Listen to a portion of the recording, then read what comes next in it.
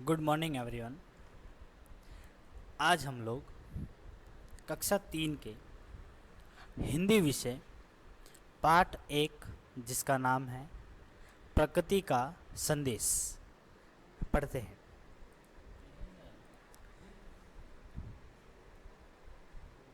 पर्वत कहता है शीश उठाकर तुम भी ऊंचे बन जाओ। सागर कहता है लहराकर मन में गहराई लाओ। अब इसका अर्थ ये है, कवि सोहनलाल द्विवेदी जी कहते हैं कि ये पर्वत, सागर, समुद्र की लहरें, पृथ्वी, आकाश सभी हमसे कुछ न कुछ कहते हैं।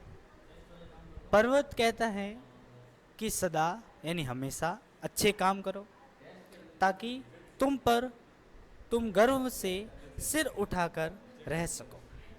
सागर यह बार बार कहता है कि मन में शांति लाओ और गहराई लाओ। अगली लाइन देखते हैं। समझ रहे हो क्या कहती हैं, उठ उठ गिर गिर तरल तरंग, भर लो अपने मन में मीठी मीठी मृदुल उमंग। इसके माध्यम से कवि सोहनलाल द्विवेदी जी कहते हैं कि ये लहरें उठ गिरकर क्या कह रही हैं, समझते हो? ये कह रही हैं कि तुम्हारा हृदय उमंगों से भरा होना चाहिए, मन में खुशी होनी चाहिए, काम करने की ललक होनी चाहिए। यानी जिस काम को आप कर रहे हो उसके प्रति आपको ललक होनी चाहिए, उसके प्रति आपको।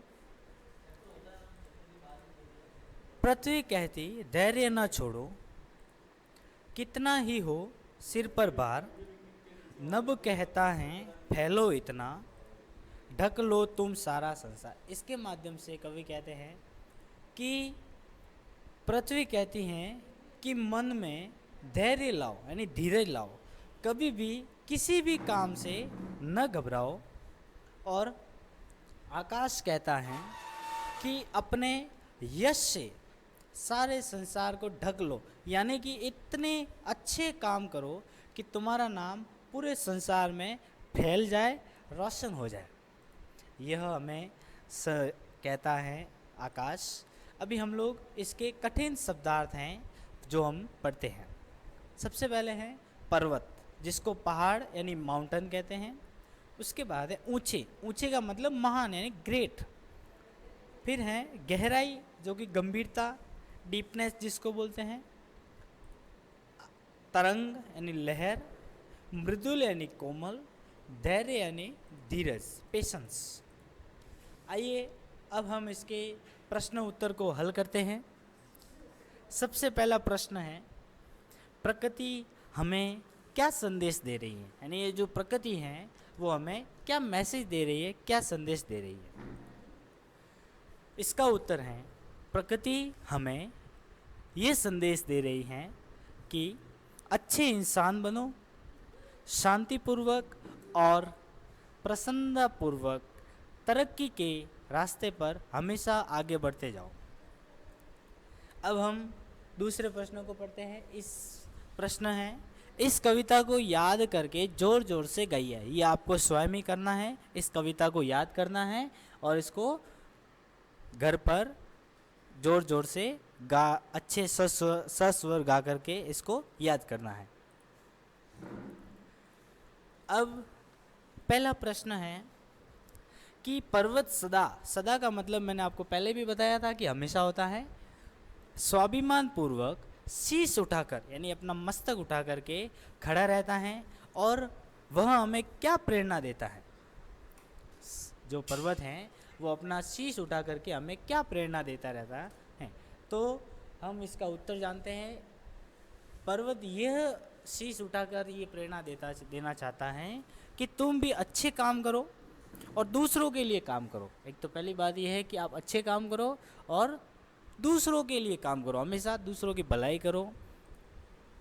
दूसरा है, पृथ्वी हम सबका भार उठाती हैं, धैर्यपूर्वक हमारे लिए अन्न उगाती हैं, जल फल फूल देती हैं, इसलिए वह हमसे कहती हैं, यानी पृथ्वी हमारे लिए इतना कुछ करती है, अन्न उगाती हैं, जल देती हैं, फल फूल देती हैं, और इसी तरह से वो हमें कहती हैं कि ये हमें मैसेज देना चाहती है कि आपके ऊपर कैसी भी कितनी भी बड़ी मुसीबत आ जाए, आपको धैर्य यानी धीरज कभी नहीं छोड़ना चाहिए और चुपचाप अपना काम करना चाहिए किसी भी परिस्थिति में।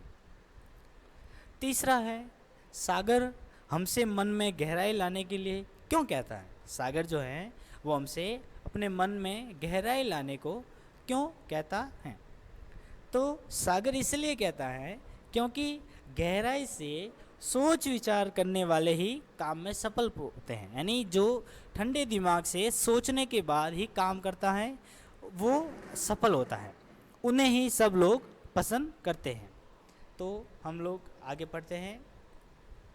चौथा है, मन में मीठी मीठी कोमल उमंगें भरकर क्या होगा, यानी मन में मीठी मीठी कोमल उमंग है वो भरकर के क्या होगा।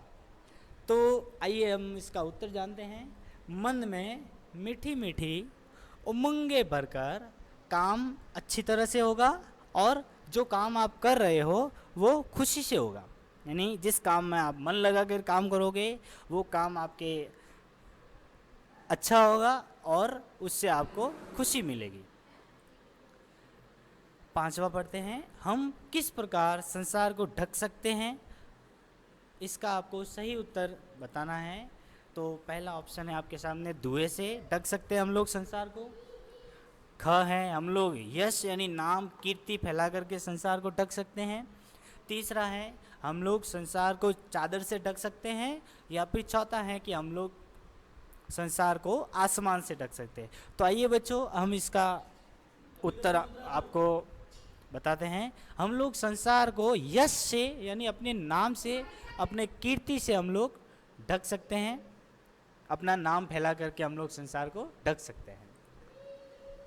आइए हम लोग अब इस कविता में से तुकांत शब्द यानी जो एक दूसरे से मिलने वाले शब्द हैं वो चुन करके आपको लिखना है। तो एक उदाहरण दिया हुआ है, जैसे उठाकर, तो इसका तुकांत शब्द है लहराकर। तो इसी तरह से तरंग का तुकांत शब्द है उमंग, बाहर का तुकांत शब्द है संसार, जाओ का तुकांत शब्द है लाओ, बंद का तुकांत शब्द है मन, और कितना का इतना। अब दूसरा प्रश्न है, कविता में से एक से शब्दों के जोड़े चुनकर लिखिए, यानी एक से जोड़े कितने हैं वो आपको उसमें से ढूंढ करके लिखना है। तो मैंने एक उदाहरण देखा है, उदाहरण दिया आपको, जैसे उठ उठ, तो आपको ऐसे दो ढूंढ करके लिखने हैं। जैसे पहला है गिर गिर और दूसरा है मीठी मीठी। तो हम तीसरा प्रश्न पढ़ते हैं, पढ़िए समझिए और लिखना है। आपको पढ़ करके अच्छी तरह से समझना है, उसके बाद आपको लिखना है। तो कहना कहकर लाना, कहना यानी कि कहकर। तो अब हम इसको आगे पढ़ते हैं। लाना का होता है लाकर, उठना का होता है उठकर, समझना का होता है समझकर। अपने मन में मीठी मीठी उमंगे भरकर ये लहरें कहाँ जा रही है। अब हम इसको आगे देखते हैं। जैसे भरना है, तो जैसे हमने इसमें खाली जगह में भरा है भरकर, जिस तरह से हमने पहले किया था उसी तरह से ये भरना का ब्रैकेट है हमने भरकर। दूसरा है धीरज, खाली जगह, कोई भी सफलता कैसे पा सकता है। अब हम इसको छोड़ना को पहले जैसे हमने किया था उसी तरह से आपको करना है। तो धीरज छोड़ना का हम लोग बना करके करते हैं छोड़कर। तो पूरी लाइन ये होती है कि धीरज छोड़कर कोई भी सफलता कैसे पा सकता है। तीसरा है बादलों ने सूर्य को खाली जगह न जाने कहाँ छिपा दिया, यानी बादलों ने सूर्य को पता नहीं कहाँ छिपा दिया। अब हमारे सामने लिखा हुआ है ढकना, कोष्टक में लिखा हुआ है। अब हम इसको बदल करके इसके जो मिलता जुलता वर्ड है अब हम इसको लिखते हैं डसो। हमने ढकना को बदल करके लिख दिया है ढककर। तो इसकी पूरी लाइन ये होगी कि बादलों ने सूर्य को ढककर न जाने कहाँ छिपा दिया है। तो अभी हम लोग आगे पढ़ते हैं। जैसे उठाना का होता है उठाकर, गिराना का होता है गिराकर। अब हम आगे देखते हैं, प्रकृति हमें खाली जगह बहुत कुछ कहती है। प्रकृति हमें खाली जगह बहुत कुछ कहती है। तो हमने हमारे कोष्ठक में लिखा हुआ है समझाना। अब हम इसको सुधार करके लिखेंगे समझाकर। तो ये पूरी लाइन ऐसे बनेगी कि प्रकृति हमें समझाकर बहुत कुछ कहती है। ये हमने बनाया है। तो अब हम आगे भी बनाएंगे।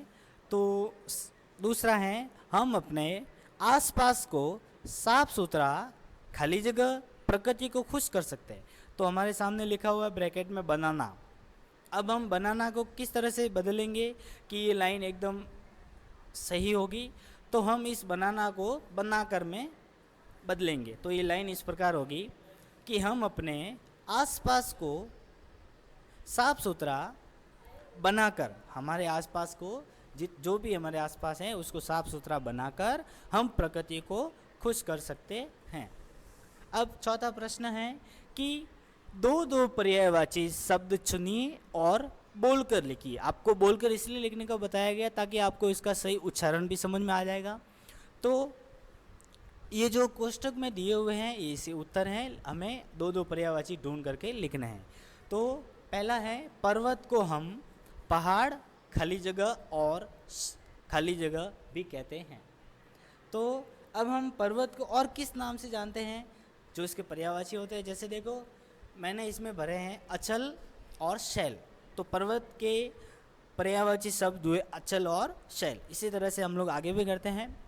तो सागर, समुद्र, खाली जगह और खाली जगह भी कहलाता है। तो सागर और समुद्र के दो और पर्यायवाची शब्द कौन से हैं आपको इसमें से ढूंढ करके लिखने हैं। सो मैंने लिखे हैं जलधि और सिंधु। तो सागर और समुद्र के दो और पर्यायवाची शब्द होते हैं सागर और सिंधु। आइए हम लोग तीसरा पढ़ते हैं। पृथ्वी के दूसरे नाम धरती, खाली जगह और वसुधा भी है। तो पृथ्वी के और कौन से नाम है उसमें से हमें हमारे पास लास्ट रहा है तो दो बचे होंगे। तो सबसे पहले हैं धरा और वसुधा। अब पांचवा प्रश्न पढ़ते हैं कि उदाहरण को समझकर आपको सही वाक्य बनाना है। ये जैसे ही उदाहरण दिया हुआ है तो इसमें ये उल्टा सीधा लिखा हुआ है, आपको इसको सही से बनाना है। तो पर्वत कहता शीश उठाकर। तो पर्वत शीश उठाकर कहता है, इसका सही वाक्य बना। इसी तरह से हम लोग आगे करते हैं। सागर कहता है लहराकर। ये उल्टा सीधा लिखा हुआ है, आपको इसको सही बनाना है। तो सागर लहराकर कहता है, ये इसका सही वाक्य बना। दूसरा देखते हैं, कितना ही हो सिर पर भार। तो इसका सही वाक्य है, सिर पर कितना ही भार हो। तीसरा है, ढक लो तुम सारा संसार। तो इसका सही वाक्य है, तुम सारा संसार ढक लो। Thank you.